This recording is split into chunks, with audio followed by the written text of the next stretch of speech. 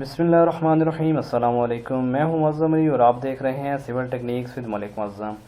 नाज़रीन, आज की ये वीडियो बिगनर्स के लिए है। वो लोग जो ऑटो कैड सीखना चाहते हैं या नया नया ऑटो कैड सीख रहे हैं, ये वीडियो उनके लिए है। आज की इस वीडियो में मैं आपको कुछ मुख्तलिफ जियोमेट्रिकल अशकाल बनाने के बारे में बताऊंगा कि वो जियोमेट्रिकल जो शेप्स होती हैं वो ऑटो कैड में किस तरह से बनाई जाती हैं। इसके अलावा मज़ीद मैं बिलतरतीब ऑटो कैड्स के ऊपर वीडियोस बनाता रहूँगा और आपके साथ शेयर करता रहूँगा, जिसमें आपको डिटेल के साथ 2D ड्राइंग और 3D ड्राइंग बनाने के बारे में बताया जाएगा। तो चलें स्टार्ट करते हैं जी आज की वीडियो। सबसे पहले नाज़रीन, एक बहुत ही कॉमन कमांड है लाइन की कमांड। ऑटो कैड में सबसे ज़्यादा इस्तेमाल होने वाली जो कमांड है वो लाइन की कमांड है।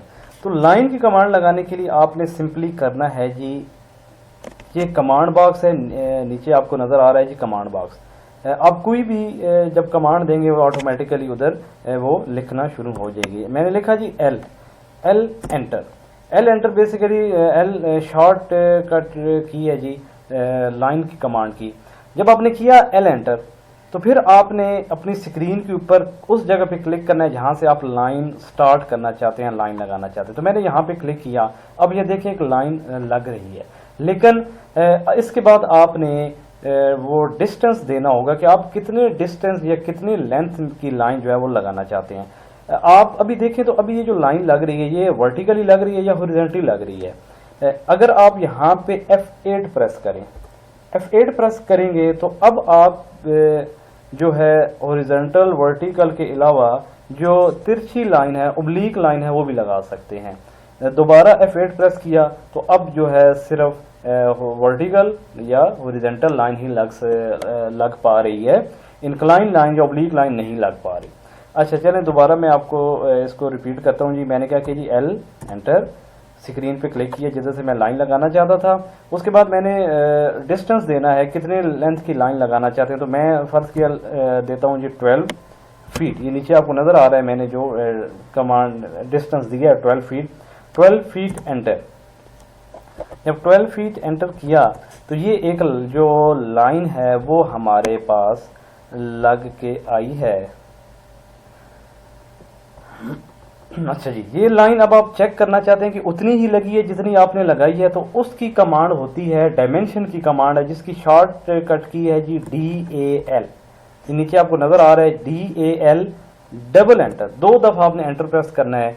ये कर्सर जो है आपने लाइन के ऊपर ले जाकर क्लिक करें तो ये आपको डायमेंशन नजर आ गई कि जो लाइन हमने लगाई थी ये 12 फीट की ही लगी है।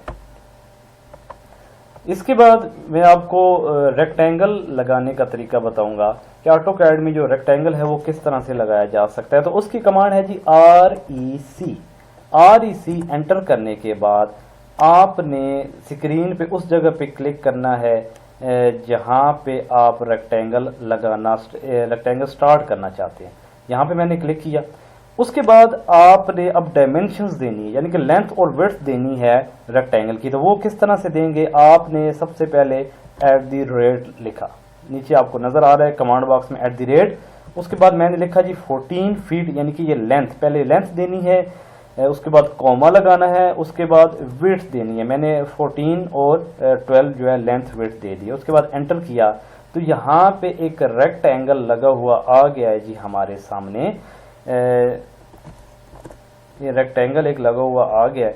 अब आप इसको चेक करेंगे कि ये आया जो रेक्टेंगल है ये उतना ही लगा है जितना आपने लगाया है। तो वो ही कमांड DAL डबल एंटर किया तो आप लेंथ चेक की, ये 14 फीट, ये ओके हो गया। फिर दोबारा करें DAL डबल एंटर। विड्थ पे आपने जो साइड है विड्थ वाली साइड, उस पे आपने क्लिक किया तो ये 12 फीट जो है डायमेंशन लिखी हुई आपके सामने आ गई, यानी कि 14 फीट बाय 12 फीट का ये जो रेक्टेंगल है ये लग चुका है। उसके बाद सर्कल की कमांड में आपको बताऊंगा कि अगर आप दायरा लगाना चाहते हैं, सर्कल लगाना चाहते हैं, तो वो आप किस तरह से लगाएंगे। तो उसकी कमांड होती है जी सी। आपने किया जी सी एंटर। सी एंटर करने के बाद आपने उस जगह पे क्लिक करना है जो आपके दायरे का सेंटर होगा, मरकज़ होगा। तो यहाँ पे मैंने क्लिक किया, ये हमारा दायरे का फर्ज किया सेंटर है। दायरे को आप रेडियस की मदद से भी लगा सकते हैं और डाया की मदद से भी लगा सकते हैं। अगर आप डाया रेडियस देना चाहते हैं तो सिंपली आपने क्या किया, ये सी एंटर किया, क्लिक किया स्क्रीन पे। अब आपने सिंपली जो रेडियस की लेंथ है या जो रेडियस की वैल्यू है वो आपने दे देनी। फर्ज कीजिए मैं देता हूँ 6 फीट, एंटर। तो ये एक दायरा लग चुका है। अब इसको मैं चेक करूंगा कि ये कितना जो हमारी रिक्वायरमेंट है उतना ही दायरा लगा है या उससे कम या ज़्यादा तो नहीं है। तो वही कमांड DAL डबल एंटर, यहाँ पे आपने क्लिक किया तो ये 12 फीट डायामीटर लिखा हुआ आ गया। चूंकि मैंने 6 फीट रेडियस दिया था तो जाहिर सी बात है अगर रेडियस 6 फीट होगा तो डाया उसका डबल होता है 12 फीट। तो ये हमारा रेडियस हमारी ही डायमेंशन के मुताबिक जो दायरा है वो लग चुका है। इसी तरह आप डाया की मदद से भी दायरा लगा सकते हैं, डायमीटर की मदद से भी। सी एंटर, सर्कल की कमांड दी।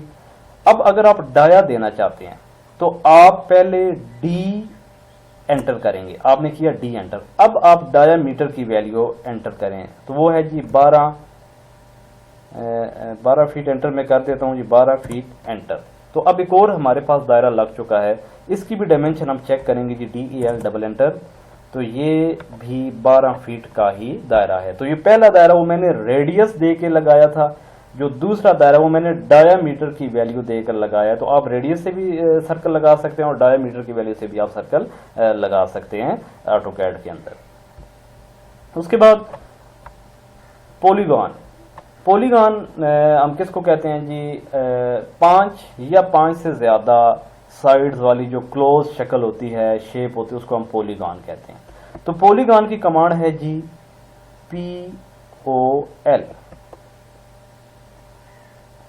POL, ये नीचे आपको नजर आ रहा है कमांड बॉक्स में, POL एंटर।